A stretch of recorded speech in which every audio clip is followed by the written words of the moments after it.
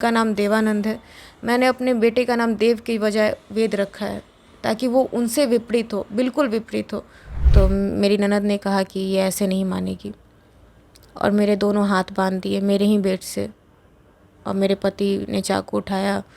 मैं समझ नहीं पाई कि क्या होने वाला है आगे मेरे साथ और मेरी दोनों नंदों ने मेरे पैर पकड़े। मेरे पति ने मेरे प्राइवेट पार्ट पे चाकू से कट कर दिया। वो लड़का है, वो कुछ भी करेगा। वो 10 लड़की रखे 50 रखे, तुम्हें इससे क्या मतलब? तुम्हारे बाप की कमाई से नहीं रख रहा। सीधे मुझे यही कहा गया कि तुम औरत हो, औरत की तरह रहो। यही बोल पाए कि पापा बहुत खून गिर रहा है, अब रहा नहीं जाता, ले चलिए। क्योंकि एक बच्चा पेट में आपके एक नया जीवन पल रहा है और उस वक्त में भी आप ना खाने को दे रहे हो ना पीने को दे रहे हो। पूरे पूरे दिन काम कर रही हूँ और खाने को भी नसीब नहीं हो रहा। मेरी ननद के द्वारा ही बात कही गई थी कि दोनों मर जाते तो मैं छठ करती, ऐसा बोल के। डिलीवरी के बाद वैसे भी शरीर कमज़ोर होता है और जो टॉर्चर मैं झेल रही थी, बच्चे को दूध पिलाने के लिए जो गाय के लिए जो जूठन रखी जाती है उसमें से भी मैं मार निकाल के पी लेती थी। भूख की ये हालत थी। और कोई भी मर्द, कोई भी लड़का किसी भी लड़की के साथ इस तरह की हैवानियत ना करे, इस तरह के अपने बच्चे के साथ इस तरह की हैवानियत ना करे कि उसे दर दर की ठोकरें खाने को मजबूर हो जाए।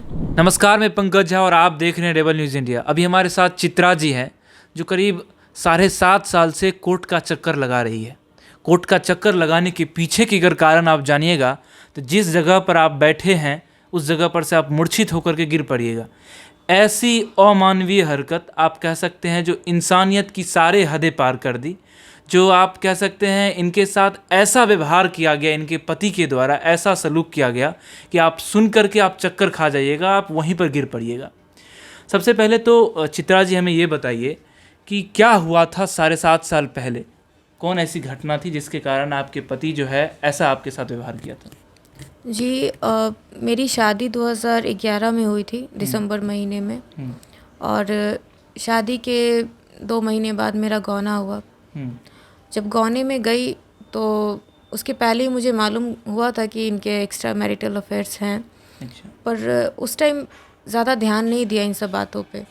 पर जब गौना हुआ उसके कुछ ही दिन के बाद ये घर में एक लड़की को लेकर आए थे जो कि पास की ही थी और वो मुश्किल से 13-14 साल की बच्ची थी जो कि उनको चाचा बोलती थी और उसके साथ वो गलत कर रहे थे। तब उस टाइम पे मैंने विरोध किया अपनी सास को और मैं अपने पति को, दोनों को मैंने कहा कि आपके रहते हुए वो ऐसा काम कर रहे हैं। घर में शादी करके बीवी को लाकर वो इस तरह की हरकत कर रहे हैं, आप कुछ नहीं बोल रही। तो मेरे विरोध करने का जो नतीजा मिला, जो रिप्लाई मिला मेरे सास के द्वारा, वो ये था कि वो लड़का है, वो कुछ भी करेगा। वो 10 लड़की रखे 50 रखे, तुम्हें इससे क्या मतलब? तुम्हारे बाप की कमाई से नहीं रख रहा। मैंने कहा जब यही करना था तो शादी करने की क्या ज़रूरत थी। उसके बाद मैंने ये बात अपने पति को भी बोली तो उन्होंने सीधे सीधे गाली गलौज शुरू किया और सीधे मुझे यही कहा गया कि तुम औरत हो, औरत की तरह रहो। अच्छा। ये सब बोल नहीं सकती हो। और मारपीट हुई, सास के सामने ही मारने पीटने लगे। मैं कुछ बोल नहीं पाई, डर गई। और उसी दिन रात में मेरे साथ वो आए और शराब पी रखी थी उन्होंने। फ़िज़िकल रिलेशन बनाने की कोशिश की, मैंने मना कर दिया। जाहिर सी बात थी जो सुबह सुबह हरकत हुई थी उसकी वजह से। तो उन्होंने पहले ज़ोर ज़बरदस्ती की, उससे नहीं बात बनी तो मार पीट की। जब वो उसमें भी नाकामयाब रहे तो कमरे से बाहर गए और उनकी बहनें जो शादीशुदा हैं यही थी, रीता और सुनीता वर्मा, जुड़वा बहनें। उनको पता नहीं क्या बातें हुई, 10-15 मिनट के बाद वो वापस आए और उनकी बहनों ने भी गाली गलौज स्टार्ट की और मारना पीटना शुरू किया। उसके बाद भी जब मैं तैयार नहीं हुई इस चीज़ के लिए तो मेरी ननद ने कहा कि ये ऐसे नहीं मानेगी और मेरे दोनों हाथ बांध दिए मेरे ही बेड से और मेरे पति ने चाकू उठाया। मैं समझ नहीं पाई कि क्या होने वाला है आगे मेरे साथ और मेरी दोनों नंदों ने मेरे पैर पकड़े। मेरे पति ने मेरे प्राइवेट पार्ट पे चाकू से कट कर दिया। ये देखिए किस तरह से जो अमानवीय हरकत कह सकते हैं, आप कह सकते हैं एक दानव, मानव तो आप उन्हें संज्ञा नहीं दे सकते हैं, मानव का जो शब्द है वो शर्मसार अपने आप में हो जाएगी। अगर मानव शब्द उनके लिए यूज़ कर लूँगा तो शायद ये गलत ही होगा, दानव शब्द ही उनके लिए एक अप्रोप्रिएट रहेगा। दानव भी शायद उनमें भी कुछ इंसानियत होगी तो ऐसा काम नहीं करेंगे। सारी जो आप कह सकते हैं हैवानियत की भी हद पार कर दी। और दो महिलाएं इसमें साथ दी, इस हैवानियत में। उनसे मैं पूछना चाहता हूँ, जो आप भी महिला हैं, महिला आप भी समझते हैं और ये भी महिला थी, पता नहीं आप में कौन सी ऐसी आत्मा भगवान ने फिट करके भेज दी जो आप इस तरह से कुकृत कर रहे हैं। बाकी उसके बाद आगे क्या हुआ मैम? उसके बाद सर पड़ोसियों ने मुझे दूसरे दिन स्टिचेस लगवाए, ले जाके हॉस्पिटल में। उन्होंने ही, मेरे पास फ़ोन वोन कुछ भी नहीं था, उन्होंने ही मेरे घर पे बात करवाई। मैं कुछ बोल ही नहीं पाई अपने पिताजी से। उन्होंने पूछा भी कि क्या बात है, मैं बस यही बोल पाई कि पापा बहुत खून गिर रहा है, अब रहा नहीं जाता, ले चलिए। उन्हें लगा कि हुई होगी, छोटी मोटी मारपीट हुई होगी, उंगली कट गया होगा या हाथ कट गया हो, कुछ हुआ होगा। मतलब बात की गंभीरता का उन्हें एहसास नहीं हो पाया उस वक्त। उन्होंने कहा कि होता रहता है, परिवार में ऊपर नीचे होता रहता है, थोड़ा बहुत मारपीट चलता है, इतना सोचने की ज़रूरत नहीं है, तुम घबराओ नहीं, ठीक हो जाएगा सब। ऐसा बोल के, और मैं बोल भी नहीं पाई कुछ, क्या ही बोलती। पिता के सामने या भाई के सामने इस तरह की बात मैं आखिर कोई कैसे रखे, तो मैं कुछ बोल नहीं पाई। उसके बाद वापस से ससुराल आई, 4 दिनों के बाद फिर से पीटा गया, स्टिचेस भी ढीले पड़ गए थे। तो उसके बाद से मुझे वहीं रहना था, क्योंकि घर पे कुछ बात होती नहीं थी, बता नहीं सकती थी किसी को। वैसी हालत में ही प्रेग्नेंट किया गया, और पूरे प्रेगनेंसी के टाइम पे जो मैंने सफ़र किया है वो इस कट करने वाले दर्द से भी ज़्यादा भयानक था। क्योंकि एक बच्चा पेट में आपके, एक नया जीवन पल रहा है, और उस वक्त में भी आप ना खाने को दे रहे हो ना पीने को दे रहे हो। पूरे पूरे दिन काम कर रही हूँ और खाने को भी नसीब नहीं हो रहा। तो मुझे तो लगता था कि मेरा बच्चा नॉर्मल पैदा भी नहीं होगा, लेकिन ऊपर वाले की दया है कि मेरा बच्चा ठीक ठाक है, सही सलामत पैदा हुआ। उस वक्त भी बहुत सारी बातें हुई, यहाँ तक ये भी कहा गया कि बच्चा मर जाता तो ज़्यादा अच्छा था, ये मर जाती तो ज़्यादा अच्छा था। मेरी ननद के द्वारा ही बात कही गई थी कि दोनों मर जाते तो मैं छठ करती, ऐसा बोल के। उसके बाद सर मैंने अपने घर वालों को, उस समय मेरी बात हुई थी मेरे पेरेंट्स से, बताया उन्हें कि लड़का हुआ है। पापा बहुत खुश, उन्होंने कहा कि अब सब ठीक हो जाएगा, बच्चा हो गया, अब सब सही हो जाएगा, टेंशन मत लो। लेकिन हुआ कुछ भी नहीं सही।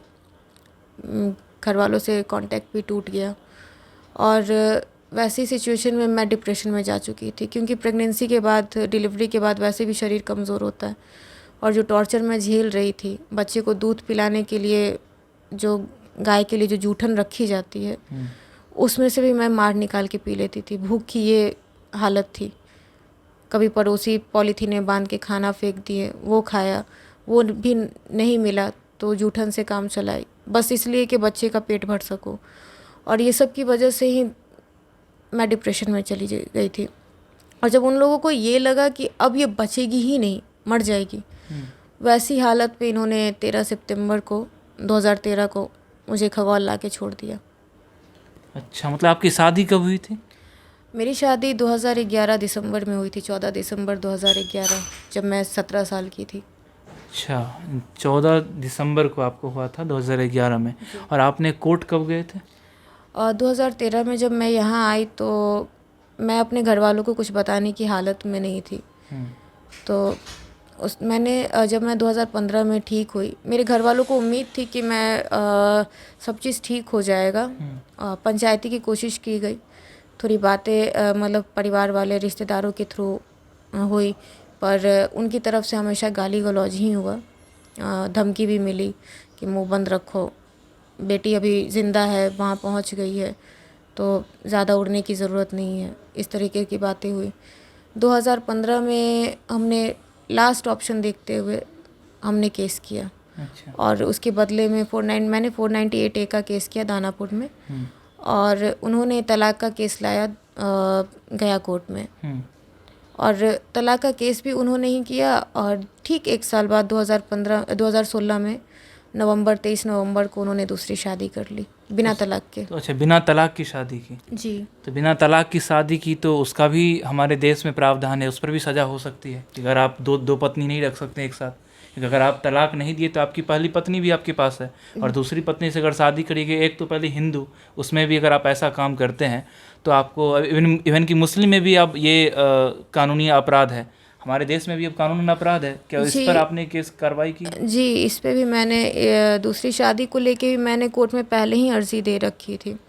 और जब उन्होंने दूसरी शादी की, जैसे ही मुझे जानकारी हुई तो मैंने कुछ उनकी शादी के कुछ दिन के बाद ही मैंने 494 जो कि दूसरी शादी को बाइनरी एक्ट होता है, उसमें मैंने केस किया, और सारे साक्ष्य भी वहाँ प्रस्तुत कर दिए।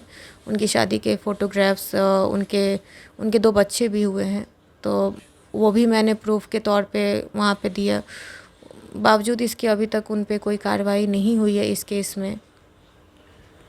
बाकी अब आप क्या चाहते हैं? सर अभी मैं क्या बोलूँ, मैं इन सब चीज़ों से तो अब अपने लिए तो हक लड़ना छोड़ ही दिया है। ये भी नहीं सोचती हूँ कि उसको सज़ा दिलवाऊँ, क्या करूँ क्या नहीं करूँ। मैंने उससे ही बात की, अपने पति से भी इस बारे में मैंने मतलब सारी तकलीफ़ों को भूल कर, सब कुछ जो कुछ भी मेरे साथ हुआ सब कुछ भूल कर मैंने उनसे बात करने की कोशिश की, कई बार बात की कि जो हुआ वो बदला नहीं जा सकता, और जो मेरे शरीर पे ज़ख्म है, जो मेरे अंदर ज़ख्म है, वो बताए भी नहीं जा सकते, दिखाए भी नहीं जा सकते। लेकिन अब कम से कम बच्चा आपका भी है, वो मेरे अकेले का बच्चा नहीं है। उसके लिए आप सोचिए, कम से कम उसे सही ज़िंदगी मिल जाए, जो उसका हक है वो आप दे दीजिए। पर मेरे पति का कहना है कि तुम्हें जहाँ तक जाना है, जितना दौड़ना है, जितना केस लड़ना है लड़ लो, उसे ना तो एक पैसा दूंगा और ना एक बित्ते ज़मीन दूंगा। जबकि वो कोर्ट में, कागज़ों में, सब जगह वो एक्सेप्ट कर चुके हैं कि बच्चा मेरा है, कागज़ी तौर पे भी, और वहीं जन्म हुआ, सब कुछ मानते हैं। पर जहाँ बात आती है प्रॉपर्टी देने की, वो एक्सेप्ट नहीं करते। आप 7.5 साल से कोर्ट का चक्कर लगा रहे हैं, और जब आपने उनके ऊपर ये मुकदमा दर्ज किया, फिर पुलिस का जो एक्शन था अभी तक क्या रहा है ये 7.5 साल में? जी, जब 498A का जो मैंने केस किया, जब उसमें वारंट इशू हुआ, तो वहाँ की पुलिस ने उनको अरेस्ट ही नहीं किया, जहाँ तक मुझे जानकारी हुई।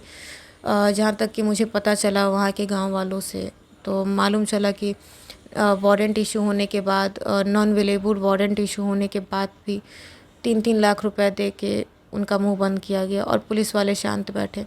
जब बात कुर्की जब्ती की आई, तब जाके इन्हें अरेस्ट किया गया। वो भी इन्होंने देखा कि अब तो कोई चारा है नहीं, तब जाके ये अरेस्ट हुए। और मात्र 2 महीने में, अब किस तरीके से वो बड़ी हुए वो ईश्वर जाने या वो जाने, मैं किसी पे भी कुछ बोल नहीं सकती हूँ। तो मात्र 2 महीने में ही वो छूट गए। उस पे भी 2 महीने में छूटने के बाद भी उधर से मुझे धमकी ही मिली कि जो कि मैं भी उनके बारे में भी नाम नहीं लूँगी, जो यहाँ के अभी प्रतिष्ठित इंसान है, वो हमारे खगौल एरिया के ही हमारे खगौल एरिया के वो विधायक हैं, उनके नाम लेकर भी मुझे बोला गया कि मैं उनके साथ जेल में था, तो तुम्हारा तो बुरा हालत कर सकता हूँ, अभी भी वक्त है, केस वापस ले लो। मतलब धमकी मिल रही है, आप अगर ऐसा काम करते हैं और आगे जब कोर्ट जाते हैं या जो भी कुछ कानूनी प्रक्रिया का आप सहारा लेते हैं, तो आपको धमकी मिलती है, जो आप ऐसा आगे कुछ करिएगा तो आपके साथ ये हो जाएगा, ऐसा हो जाएगा, वैसा हो जाएगा। जी, अभी भी मैंने जो परसों बयान दिया है, इसकी उनको उम्मीद नहीं थी। उन्होंने जो किया था मेरे साथ, और मेरे दिमाग में जिस तरीके की बातें डाली थी, वो कट करने के बाद उन्होंने कहा था कि अब तुम किसी लायक नहीं हो, तुमको तो कोई, क्या ही बोलूँ, मैं अभी बोल नहीं सकती हूँ। तो इनको इस तरह की उम्मीद थी ही नहीं कि मैं कभी इस बात को बाहर लाऊंगी, क्योंकि उनको लगता था कि ये तो बहुत शर्मनाक घटना है। और जैसा कि मैं प्रतिक्रिया देख रही हूँ तो उस हिसाब से मुझे भी लगता है कि शायद मुझे चुप ही रहना चाहिए था, पर मैं क्या करूँ, मजबूर हूँ। देखिए मैम, एक चीज़ मैं आपसे पूछना चाहता हूँ। ये इतना दिन का प्रक्रिया हो गया, करीब 8-10 साल के आसपास, ये काफ़ी लंबा वक्त हो चुका है इसका, इस घटना की। तो इस बीच में तो आप बहुत सारा समय हो गया, बहुत सारे लोग से मिले होंगे, इवन की जनता दरबार लगती है यहाँ पर, क्या वहाँ पर गए थे आप? जी, मैं जनता दरबार में भी जाने की कोशिश कर चुकी हूँ। पिछले 1 साल से मैंने आवेदन दे रखा है, पिछले साल जुलाई में आवेदन दिया था और उस आवेदन का मुझे आज तक डेट नहीं मिला, पेंडिंग ही चल रहा है। मैंने फिर परसों मैं वहीं मिलने गई थी 12 तारीख को, पर मुझे मिलने नहीं दिया गया। मैंने फिर से दोबारा से आवेदन दिया है। मैं तेजस्वी सर से भी मिली हूँ, उन्होंने भी आश्वासन दिया है कि आपकी जहाँ तक सहायता हो मैं वो करूँगा, और जो भी कानूनी प्रक्रिया हो या फिर जो भी आपका जो उद्योग का Compensation amount होगा। हाँ, उद्योग का भी जो आप बात कर रही हैं, आप अपने पैरों पे जो खड़ा होना चाहती हैं वो मैं देखूँगा, जहाँ तक मुझसे संभव हो वहाँ तक मदद करूँगा। उनसे तो आश्वासन मिला है। उम्मीद है कि जब मैं हमारे सीएम नीतीश कुमार से मिलूं तो जल्दी मिलूं और उनसे भी मुझे कुछ आश्वासन मिले, कुछ सहायता मिले। 1 साल से ऊपर हो गई है, नीतीश कुमार जी की जो जनता दरबार लगता है वहाँ मिलना चाहती है, वहाँ पर 1 साल से ऊपर हो चुका है। जाती है तो कहता है फिर से आप उसमें अप्लाई कर दीजिए जनता दरबार आने में। नीतीश कुमार जी, देखिए बिहार में इतनी ज़्यादा घटना बढ़ चुकी है कि अब बेटियों के साथ क्या हो रही है, 1 साल से ऊपर आपसे मिलने की कोशिश कर रही है, फिर भी नहीं मिल पा रही है। ये सब जो भी है, आप इसको मतलब जो कह सकते हैं त्वरित कार्रवाई करिए इस पर, और इस तरह की जो दरिंदगी होती है हमारे बिहार में, हमारे बिहार के जो बेटियों के साथ इस तरह की दरिंदगी होती है वो कभी ना हो। क्योंकि आप समझिए, अगर एक इनका तो पूरा लाइफ बर्बाद हो चुका है, ये तो आप देख ही लीजिए। अब इनका, आपकी उम्र क्या हुआ मैम अभी? मेरी उम्र सर अभी 28 साल हो गई है। 28 साल के आसपास इनकी उम्र है। अभी इनकी पूरी ज़िंदगी बर्बाद हो गई, क्योंकि अब जो इनके पति जो हैं दूसरी शादी कर ली है, और अब बच्चा का ज़िंदगी है। बच्चे को खाली आप इंसान बना दीजिए, यही मेरी आपसे रिक्वेस्ट है। जो आप कम से कम उस बच्चे को इंसान बना दीजिए, ऐसा शिक्षा दीजिए जो इंसान बन जाए। वैसे तो उनके पिता तो हैवान ही निकल गए, वो तो इंसान तो है नहीं। सर मैं तो उसके लिए तो जो भी बन पड़ रहा है वो मैं कर रही हूँ, और आज लड़ भी रही हूँ तो मैं अपने लिए नहीं लड़ रही, मैं बस उसी के लिए लड़ रही हूँ कि बस उसे किसी तरह से इंसाफ मिल जाए, और वो उसे, जो मैं 8 सालों से ये कोर्ट के जो चक्कर लगा रही हूँ, मेरे बच्चे को कभी वो चक्कर ना लगाना पड़े। और मैं एक चीज़ तो उसको अक्सर सिखाती हूँ, अपने संस्कार में मैंने उसे दिया है कि बेटा कभी भी अपने पिता की तरह मत बनना। चाहे तुम जो जिस नज़र से वो औरतों को देखते हैं, लड़कियों को देखते हैं, बेटा उनकी तरह मत बनना। यहाँ तक कि मैंने अपने बेटे का नाम अपने पति से के नाम के एकदम विपरीत रखा है, एकदम विपरीत। उनका नाम देवानंद है, मैंने अपने बेटे का नाम देव की बजाय वेद रखा है, ताकि वो उनसे विपरीत हो, बिल्कुल विपरीत हो। यहाँ माँ हमेशा चाहती है कि जो उनका बच्चा हो वो अपने पिता की परछाई हो, पिता का असर हो। मैं चाहती हूँ कि मेरे बच्चे पे उसके पिता का कोई भी असर ना हो, ज़रा सा भी नहीं। ये तो मैम आप बहुत सही कह रही है। मैं आपसे सिर्फ ये पूछना चाहता हूँ कि अगर उन्हें सज़ा दी जाए, मतलब ऐसा कौन सा सज़ा आप चाहते जो उन्हें सज़ा दी जाए? एक मतलब महिला होने के नाते आप देखिए, क्योंकि अब ये सज़ा जो एक नज़ीर बनकर पेश आएगी। जो भी व्यक्ति अगर इस तरह की सज़ा, अगर इस तरह की अगर कुकृत्य अगर महिलाओं के साथ कर रहे हैं, तो ये सज़ा उनके लिए नज़ीर बनकर रहेगी, और वो देखेंगे जो महिलाओं के साथ जो पास्ट में ऐसी घटना हुई है तो ये उनके साथ ऐसा हुआ और ऐसा जो सज़ा है उन्हें मिला। तो आप कौन सा सज़ा चाहते हैं उनके पिता को मिले? सर इतने साल से तो अब तो सज़ा की उम्मीद ही नहीं है मुझे, क्योंकि मैंने कोर्ट में बहुत साल खपाए हैं, बहुत उम्मीदें की। दूसरी शादी उन्होंने की बिना तलाक के, उनको सज़ा नहीं मिली। तो मेरे चाहने से तो कुछ नहीं होता, लेकिन हाँ ये कहूँगी कि कानून व्यवस्था या जो भी ऊपर की प्रशासनिक अधिकारी हैं वो उन्हें ऐसी सज़ा दें जिससे कि एक मिसाल बने, और कोई भी मर्द, कोई भी लड़का किसी भी लड़की के साथ इस तरह की हैवानियत ना करे, इस तरह की कि अपने बच्चे के साथ इस तरह की हैवानियत ना करे कि उसे दर दर की ठोकरें खाने को मजबूर हो जाए। नीतीश जी पीएम बनने जा रहे हैं इस देश के, बनिए पीएम, मुबारक हो आपको। हर वीडियो में कहता हूँ मुबारक हो। लेकिन बिहार की क्या सुशासन है ये आप तो देख ही रहे हैं। 7 साल से चक्कर लगा रही है, 7 साल से ऊपर की चक्कर लगा रही है चित्रा, लेकिन उन्हें अभी तक इंसाफ नहीं मिला है। अभी भी ये जो कोर्ट का है चक्कर काट रही है, और शायद आने वाले अभी 5-7 साल और लग जाए इन्हें इंसाफ मिलने में। ये एक जब इंसाफ मिलने का जो प्रक्रिया है, ये हमारे देश में बहुत लंबी प्रक्रिया होती है। इवन कि बहुत सारे ऐसे केसेज हैं जो इससे भी दर्दनीय है और इससे भी दर्दनाक है, उन्हें अभी तक इंसाफ नहीं मिला है। बाकी मैं यही रिक्वेस्ट करना चाहता हूँ अपने जो भी हमारे कोर्ट के मेंबर हैं या जो भी जज साहब हैं, ऐसा आप एक सज़ा दीजिए, इन्हें ऐसा सज़ा दीजिए ताकि एक नज़ीर बन जाए, और नज़ीर बनकर हमारे सामने में आए और हमारे समाज में आए कि कोई भी ऐसा व्यक्ति हो, इस तरह की अगर घटना या इस तरह की अगर सोच भी रहे उनमें, अगर मन में अगर ऐसा पनप भी रहा है जो हम इस तरह की घटना कर देंगे, चाहे वो उनकी पत्नी हो, चाहे उनका दोस्त हो, कोई भी हो, तो सबसे पहले उस घटना देख करके उनका रूह कांप जाए। क्योंकि जब मैं घटना सुना तो करीब 5-7 मिनट तक मैं मौन हो गया और मैं चुपचाप रहा, उनकी सिर्फ देख रहा था दीवारों की तरफ, जो मैं इस पर क्या प्रतिक्रिया दे सकता हूँ। ऐसी घटना है, आप भी सुने होंगे तो आप शायद आपका भी रूह कांप गई होगी। जो क्या ऐसे कैसा हो सकता है, ये क्या इंसान है क्या? ये इंसान हो ही नहीं सकता। इंसान की कैटेगरी में इसको रखना ये दुर्भाग्य होगा, ये रखना गलत होगा। जो इंसान की कैटेगरी में इस तरह के इंसान को रख देंगे, और उस महिलाओं की तो कोई बात ही नहीं करे जो महिलाएं और महिलाओं के साथ ऐसा काम कर रही है। बाकी मेरा यही उम्मीद रहेगा, जो जितने भी प्रशासनिक व्यवस्था है या जो भी हमारे कोर्ट के मेंबर हैं, जो भी जज साहब हैं, जल्द से जल्द इस सज़ा पर, इस केस पर आप सुनवाई करें और एक नज़ीर बन करके एक आप पेश करें समाज में। जो महिलाओं के साथ अगर कुछ इस तरह की घटना होगी तो आपको भी इस तरह का सज़ा मिल सकता है। बाकी अपनी प्रतिक्रिया आप कमेंट बॉक्स में दे सकते हैं। मेरा नाम पंकज झा है, आप रेबल न्यूज़ इंडिया देख रहे हैं। धन्यवाद। Thanks for watching Rebel News India. Stay tuned for more updates. Don't forget to like, share and subscribe.